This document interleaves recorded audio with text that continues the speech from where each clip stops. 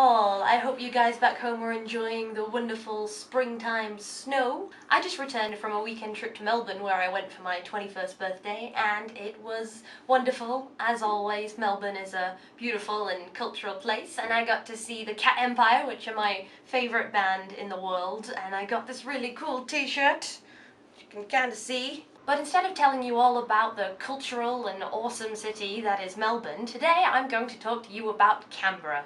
The city of Canberra. Have you heard of it? If you live outside Australia, then probably not. It's actually the capital, and where I've been living for the past 8 months. And this year, Canberra is turning 100 years old. Can you believe that? It's 100 years old. The capital city of Australia is younger than the house I live in back in England. But that's right. Canberra celebrated its official centenary on Monday the 11th of March 2013, where all of its happy citizens were rewarded with a bank holiday Monday and a day off school and a festival and fireworks, and it was beautiful. So to mark that event, I thought I would share with you the exciting origin story of Canberra. That's right, kids, this just got educational.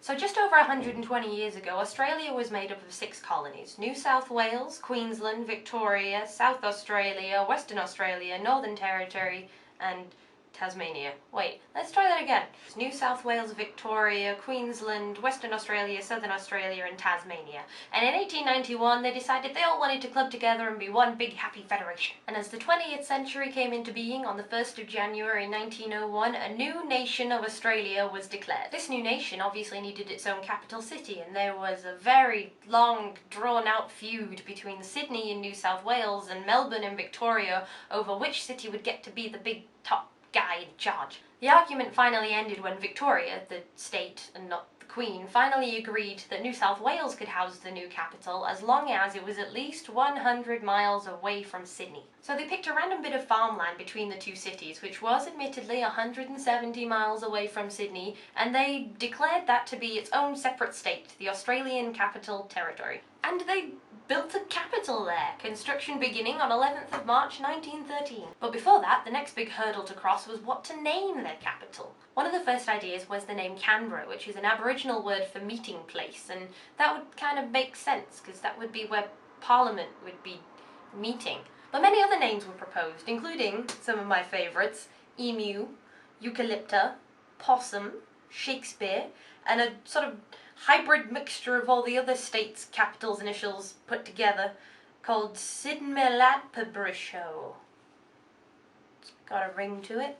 And after a few years of arguing, they realised that this was just plain silly, and they went with Canberra. The actual planned layout of the city came about through this international architectural competition won by this guy called Walter Burley Griffin, who designed what the city would look like. And when you walk around the city, you can feel a sort of artificial quality to it. It's just a little bit too geometric. Scrolling all the way forward to the present day, Canberra in 2013 is not all that exciting. Any form of cultural scene or social scene or sporting scene or any other kind of scene is pretty lacking compared to that of Sydney and Melbourne, even to the point where a lot of politicians just prefer to live in Sydney and commute the 3 hours there.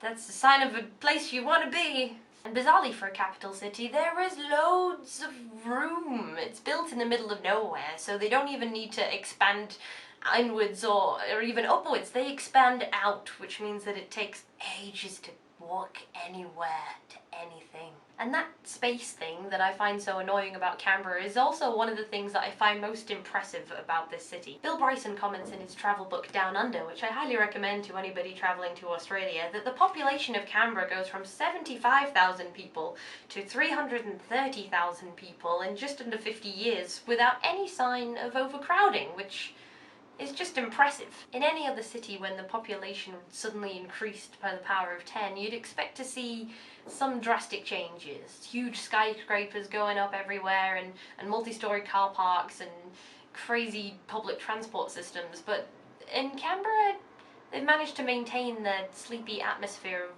basically being one giant national park with a few war memorials in it. And that's impressive.